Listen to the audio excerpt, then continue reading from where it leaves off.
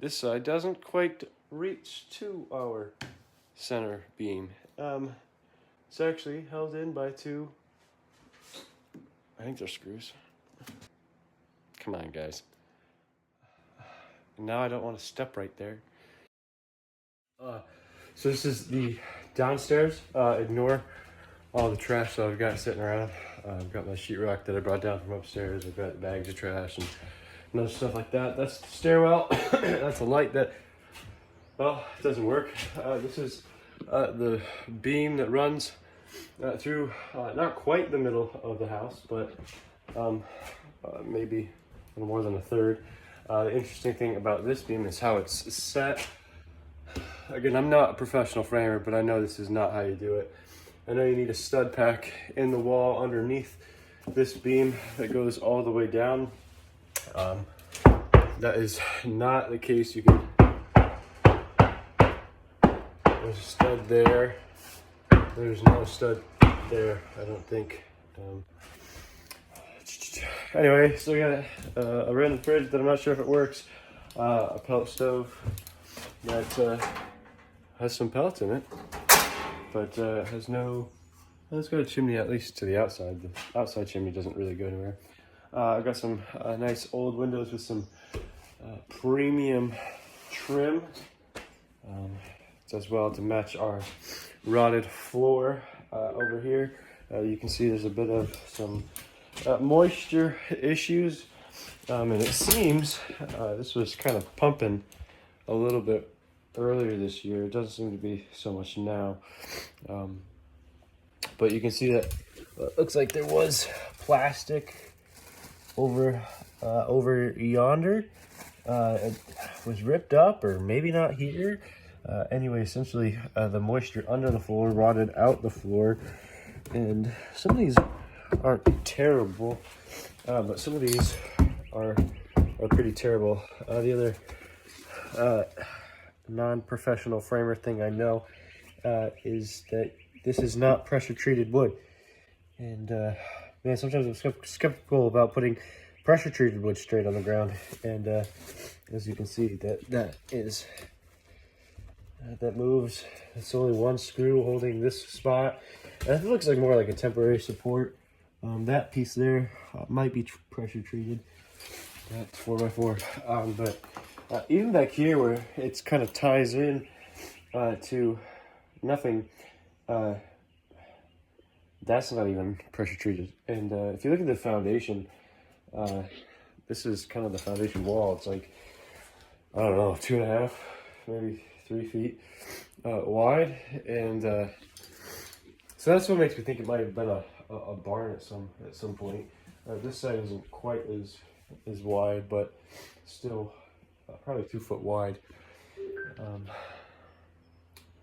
So I got to rip out a bunch of this floor. My thought is to rip out all of the floor and replace it with concrete. My problem is, one, that's a lot of work, whatever.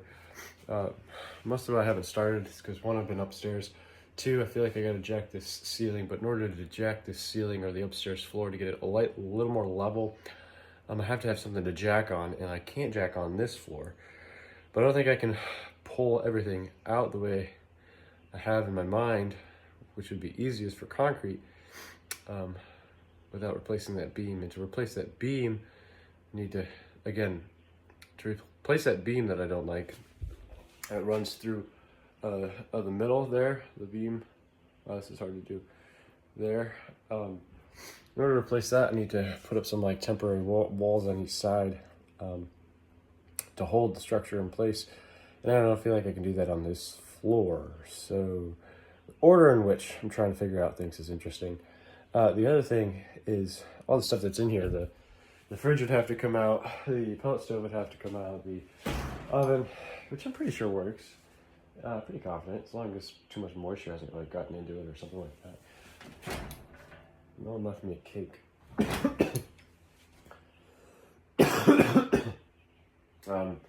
These cabinets, all the stuff that's in here, has to go somewhere. I have to do something with it. In the back of my mind, I'm thinking to pull out this wall. But in the front of my mind, I'm like, I don't really know I want to do that. But it would open up the room a heck of a lot. And if I could figure out a good layout to where I kind of had the kitchen, the stairs is kind of my problem. I'm trying to figure out the stairs on the other side of this wall. And then kind of like an open living room area. If I could figure all that out, I think it would look great. I think it would feel big and feel great in here.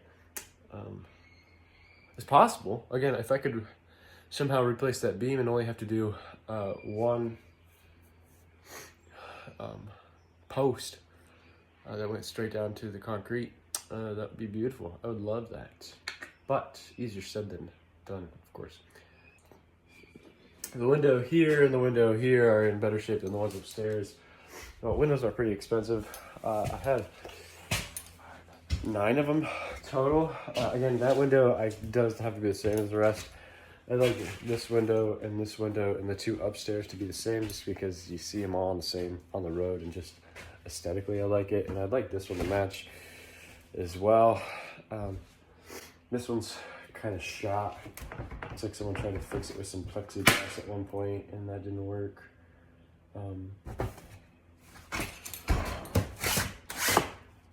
There's a bunch of glass on the other side of that down there. It's a lot of moisture that seems to have been. Oh, great. Figure that out later. Sitting. The other thing is this door. I don't like this door. I want a different door. My expectation, because of what I saw upstairs, is that this door is likely not framed incorrectly. And I can tell you right now that it's going to need a new sill, because that's all rotten. This is all rotten out down here, so it's going to need a new sill. I'm kind of nervous how deep that goes. And then the other thing is, this door is wobbly. It's you can actually pull the door right off if you wanted to, just because the track isn't quite level. If I leave it, well, again, another two-hander fix. If I leave it open, it stays. If I leave it closed, it stays. It's just got to sit there and get locked up.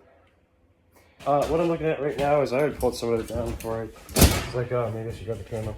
You can see there's some mold there, some mold there.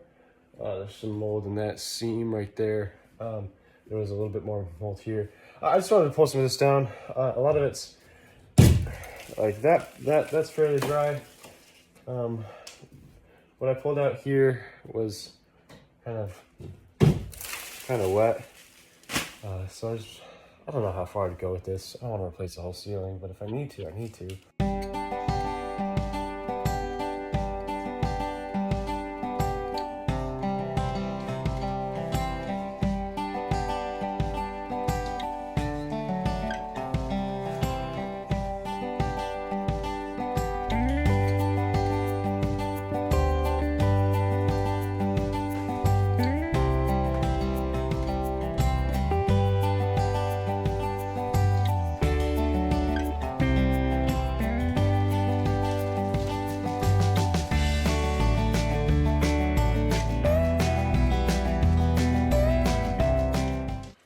Okay, so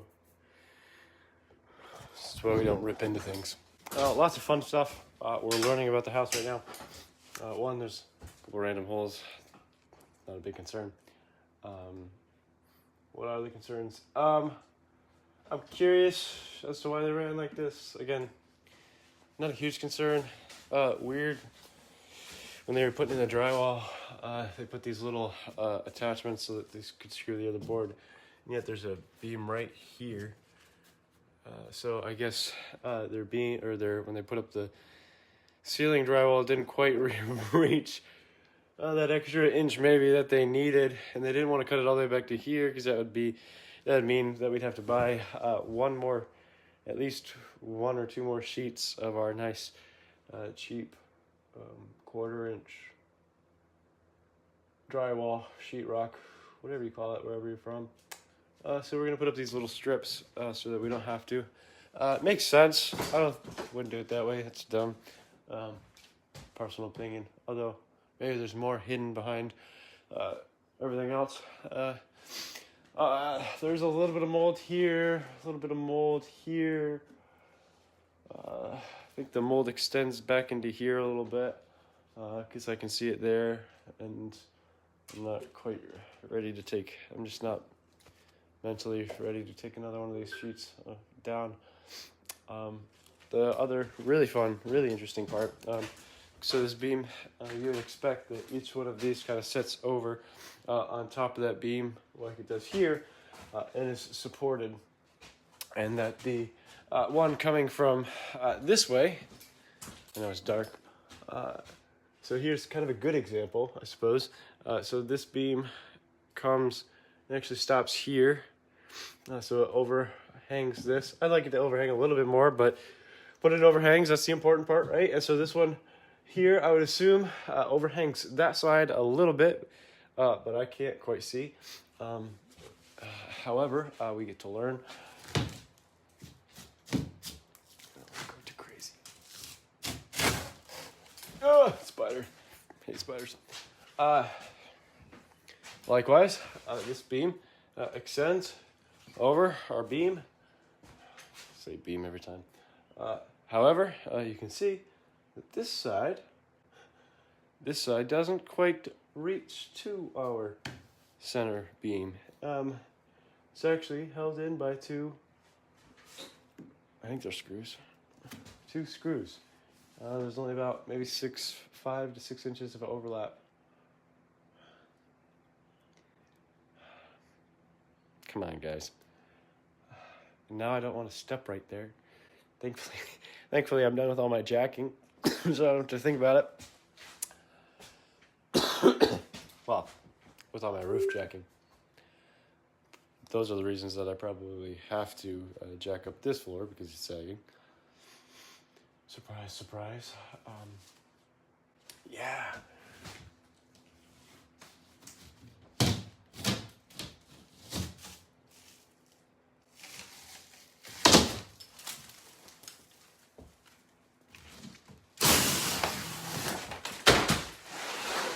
So replace more sheetrock.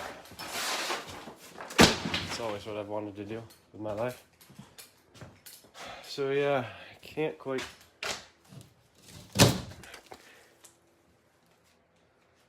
say cover your eyes, kids, but that's why we wear these once in a while. I hate when I turn into things and things fall out and they end up being bugs. At least it's dry over here. Stuff's a pain to take off because it's dry. Okay.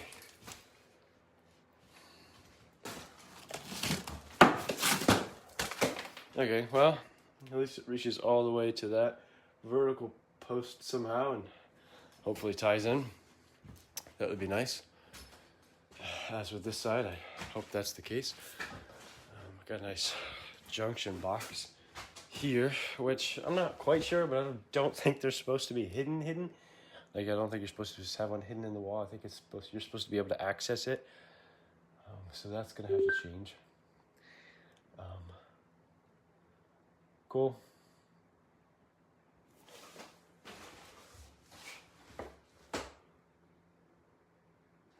I'm super curious as to what's happening with this beam. I think that's why there's a lot of sag right here.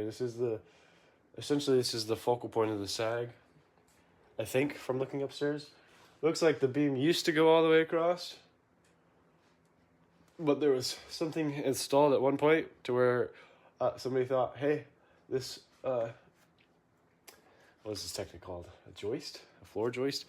Ceiling joist? Depends on which level you're on. As they essentially said, this is in the way, so we'll just hack it out. And then somebody later along the line said, oh no, that's hacked out. That shouldn't be hacked out, so let's sister a board onto it. Makes sense. I'm assuming this is the post or the beam from the other side of our beam that extends all the way to that wall. It's not safe to assume anything, but if I were to assume something, that would be my assumption. Fun fact with that is our floor isn't actually sitting on it here or at the point of the beam. So that's cool and exciting. One of the other things I noticed, which made me scared and upset and annoyed, and reality sets in.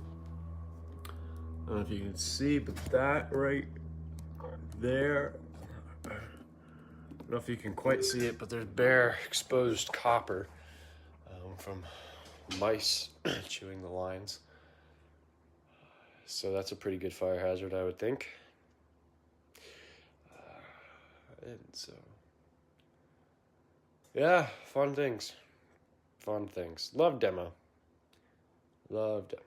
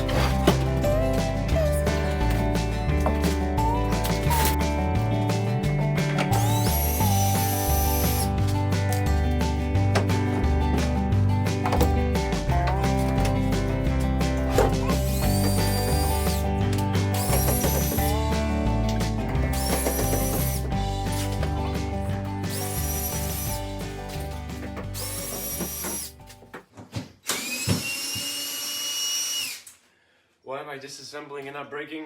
That's a great question, you ask. Mostly because if I want to put this piece back, I will be able to. I don't have to buy a new one. Not quite sure what I'm doing with this yet. I'm just curious as to what's in here, what's happening, going on, and what I need to do.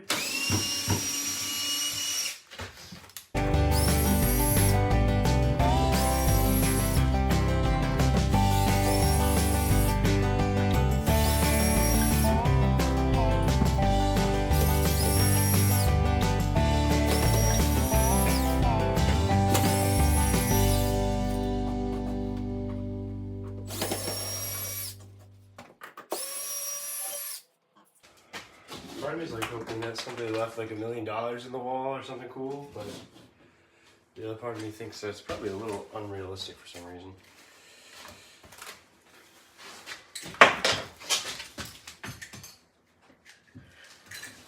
This is for the oven. This is for the oven. And I can't get this through this hole, so I'm gonna get it bigger. But I don't want to die, and so I'm 99.9% sure that that breaker is off. It should be, but I just gotta make sure, because that one will hurt a lot.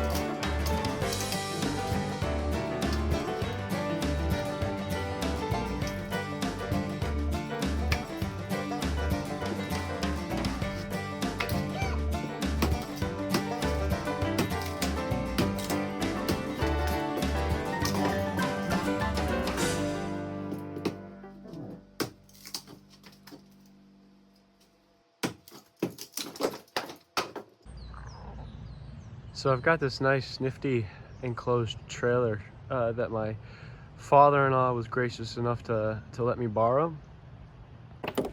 So I've been using this enclosed trailer. It's not super big, but it's like the perfect size, kind of as my portable temporary storage unit. So I've got the cabinets from the kitchen, the oven, the sink is in there, microwave, some insulation that I thought was decent in the walls and I might try to reuse. So I've been trying to put all the extra stuff that was in the kitchen out here. So the fridge, the pellet stove, all that stuff is eventually gonna come out here and be put in this so I can get it all out of the way. Keep having to like move things around to different spots so that I can actually work. So this will be nice to actually just clear everything out of the house as best I can, so I can just take the rest of that floor out that's in that would be the living room and underneath the stairs. Take all that out and then come in with some stone. And again, the thought is to put a concrete floor in to help with the moisture issues. Yeah, a lot of work's gone into this video. Really, most of my videos are a couple days work. They're starting to slow down, as you might be able to tell. Fall is, well, kind of come and gone at this point. Not gone. It's kind of the heart of fall. These trees, I guess, just lose their leaves quickly. Anyways, so I really am trying to push to get that concrete floor in before winter really sets in, but I keep getting slowed down by some other things that I've got to get done. I don't actually like this. Actually, working on this house really isn't my job. So I'm really just here in my spare time. As time progresses, the amount I get done in a video is likely to digress as well. Anyways, that's enough for today. That's enough for this video. I appreciate you guys following along, watching the videos. Keep giving out some ideas as to what you think I should do, how I should use this space once I get everything out and cleared, and especially once I have the floor in. I'll actually be able to kind of conceptualize better what things could potentially look like without the wall and all this other stuff. Anyways, really appreciate you watching. Make sure to like, subscribe the video, hit the notification bell so you know when I throw out a new one. Leave a comment with ideas, yeah, I think that's about it. So thanks again. Have a good one.